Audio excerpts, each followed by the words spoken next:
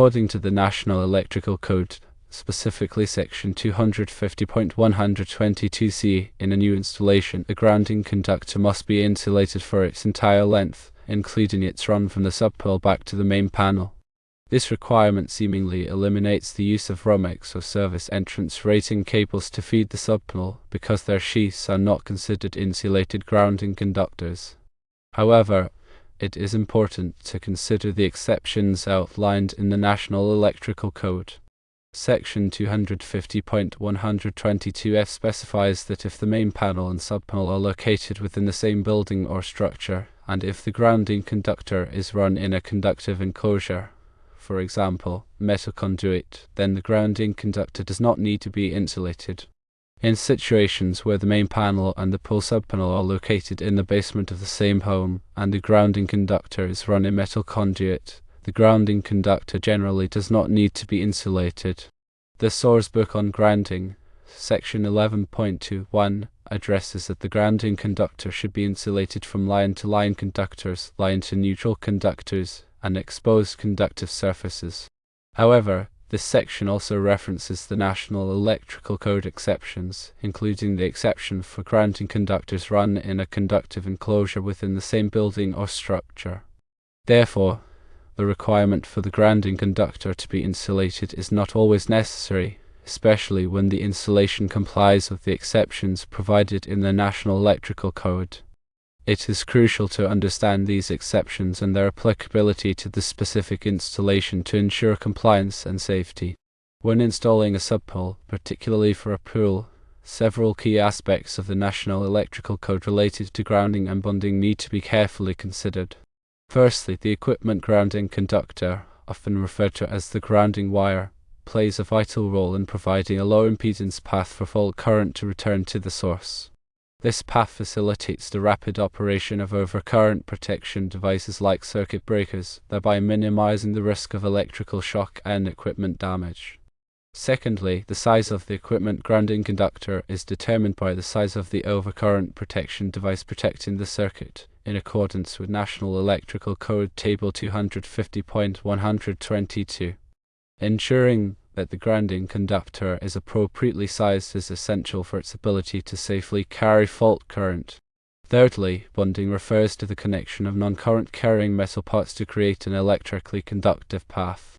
This includes bonding the metal parts of the pool structure, such as the reinforcing steel, the metal sheathing of cables, and any metal equipment associated with the pool. The purpose of bonding is to equalize the electrical potential between these metal parts, further reducing the risk of electric shock. National Electrical Code Article 680 provides specific requirements for the bonding of swimming pools, which must be strictly adhered to. Fourthly, when running a feeder from the main panel to a subpanel, a 4-wire system is typically required. This includes 2 hot conductors, a neutral conductor, and an equipment grounding conductor. The neutral conductor is intended to carry and balance current under normal operating conditions, while the equipment grounding conductor is solely for fault current. It is crucial that the neutral and grounding conductors are kept separate in the subpanel. They should only be connected at the main panel or the service entrance. Fifthly, ground fault circuit interrupters, or ground fault circuit interrupters, are essential safety devices that detect small imbalances in current, indicating a potential ground fault. Ground fault circuit interrupters quickly de-energize the circuit, preventing electrical shock. The National Electrical Code requires ground fault circuit interrupter protection for receptacles and equipment located near pools. Sixthly, when using metal conduit to run conductors, it is important to ensure that the conduit is properly grounded and bonded. Metal conduit can serve as an equipment grounding conductor, provided that it is installed with appropriate fittings and connections. However, it is still generally recommended to run a separate insulated equipment grounding conductor within the conduit to provide a redundant grounding path. Seventhly, when dealing with specific requirements, always refer to the latest edition of the National Electrical Code and local amendments. Local codes may have additional requirements that are stricter than the National Electrical Code, so it is important to be aware of these local regulations. Eighthly, consider using a qualified electrical inspector. Electrical inspections are crucial for ensuring that installations comply with the National Electrical Code and are safe. A qualified electrical inspector can identify potential hazards and ensure that all work is performed correctly. Nightly documentation is key. Keep detailed records of all work performed, including permits, inspections, and any deviations from the National Electrical Code. This documentation can be valuable for future reference and for demonstrating compliance with regulations. 10thly, safety is paramount. Always de-energize circuits before working on them and follow appropriate safety procedures. Working with electricity can be dangerous, and it is important to take all necessary precautions to protect yourself and others. Regarding the specific question about whether the grounding conductor needs to be insulated, it's essential to reiterate the National Electrical Code provisions. As stated, Section 250.122c generally requires the grounding conductor to be insulated for its entire length in new installations. However, Section 250.122f provides an exception when the main panel and subpanel are located within the same building or structure and the grounding conductor is run in a conductive enclosure like metal conduit. In this scenario, the grounding conductor does not need to be insulated. The Source Book on Grounding, a widely recognized reference for electrical grounding principles, also addresses this issue. While it emphasizes the importance of insulating grounding conductors from other conductors and surfaces, it also acknowledges the National Electrical Code exceptions. Therefore, when the installation meets the conditions outlined in National Electrical Code Section 250.122f, the grounding conductor does not need to be insulated. It's important to communicate this information clearly to the inspector, referencing the specific National Electrical Code sections and the Source Book on Grounding to support the argument. It is also helpful to provide documentation showing that the installation complies with all applicable requirements, including the use of metal conduit as a conductive enclosure. In summary, the requirement for an insulated grounding conductor depends on the specific installation circumstances and the applicable National Electrical Code provisions. Understanding these provisions and being able to effectively communicate them to inspectors is essential for ensuring a safe and compliant electrical installation. When working on electrical projects, it is always advisable to consult with a qualified electrician to ensure that all work is performed in accordance with the National Electrical Code and local regulations. This is particularly important when dealing with complex installations such as pool subpanels, where there are numerous safety considerations and specific code requirements. Furthermore, ongoing education and training are essential for staying up to date in the latest National Electrical Code changes and best practices. The electrical industry is constantly evolving, and it is important to remain informed about new technologies, materials, and installation methods. This will help to ensure that electrical work is performed safely and efficiently, and that installations are compliant with the latest regulations. Remember to always prioritize safety when working with electricity and to follow all applicable codes and regulations. This will help to protect yourself, your family, and your community from the hazards of electrical shock and fire. The proper installation of a pool subpanel involves several critical steps to ensure safety and compliance with electrical codes. Firstly, the location of the subpanel should be carefully chosen to minimize the risk of water damage and to provide easy access for maintenance. It should be installed at a safe distance from the pool and any other water sources, and it should be protected from direct sunlight and extreme temperatures.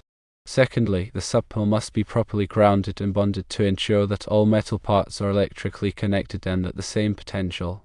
This helps to prevent electrical shock hazards and to provide a low impedance path for fault current to return to the source.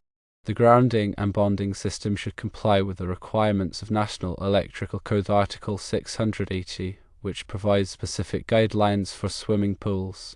Thirdly, the wiring methods used to connect the subpanel to the main panel should be appropriate for the environment and should comply with the National Electrical Code. For example, if the wiring is run underground, it should be installed in a conduit that is suitable for direct burial. All connections should be made with approved connectors and fittings, and the wiring should be properly supported and protected from damage. Fourthly, the subpanel should be equipped with ground fault circuit interrupter protection for all circuits that serve equipment located near the pool. Ground fault circuit interrupters are designed to detect small imbalances in current and to quickly de-energize the circuit, preventing electrical shock. National Electrical Code Article 680 requires ground fault circuit interrupter protection for receptacles, lighting, and other equipment located within a certain distance of the pool. Fifthly, the overcurrent protection devices in the subpanel should be sized appropriately for the circuits they protect. This includes circuit breakers and fuses, which are designed to trip or blow when the current exceeds a certain level.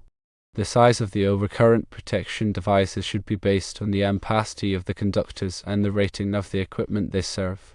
Sixthly, the subpanel should be clearly labeled to identify the circuits it serves. This helps to prevent confusion and to make it easier to troubleshoot problems in the future. The labels should be durable and weather-resistant, and they should be securely attached to the subpanel. Seventhly, the installation of the subpanel should be inspected by a qualified electrical inspector to ensure that it complies with all applicable codes and regulations. The inspector will verify that the wiring is properly installed, that the grounding and bonding system is adequate, and that all safety devices are functioning correctly.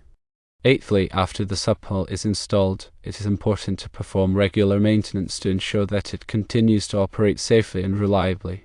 This includes checking the wiring for damage, testing the ground fault circuit interrupters, and cleaning the subpanel to remove any dirt or debris. Ninthly, it is also important to be aware of any changes to the National Electrical Code or local regulations that may affect the installation. The electrical codes are constantly evolving, and it is important to stay up to date on the latest requirements. Tenthly, when working on electrical projects, it is always advisable to consult with a qualified electrician to ensure that all work is performed safely and in accordance with the National Electrical Code. Electrical work can be dangerous, and it is important to take all necessary precautions to protect yourself and others from the hazards of electrical shock and fire. Regarding the use of Romex or service entrance rating cable to feed the subpanel, it is important to note that these types of cables are not typically permitted for use in wet or damp locations, such as near a pool. Romex cable is designed for dry indoor locations only, and service entrance rating cable is typically used for service entrance conductors only. If the wiring is exposed to moisture, it should be installed in a conduit that is suitable for wet locations, such as rigid metal conduit or polyvinyl chloride conduit. Also, as previously mentioned, the equipment grounding conductor within the cable must be insulated, unless the installation meets the exception outlined in National Electrical Code Section 250.122F. In summary, the installation of a pool subpanel requires careful planning, attention to detail, and adherence to all applicable codes and regulations. By following these guidelines and consulting with a qualified electrician, you can ensure that the installation is safe, reliable, and compliant with the National Electrical Code.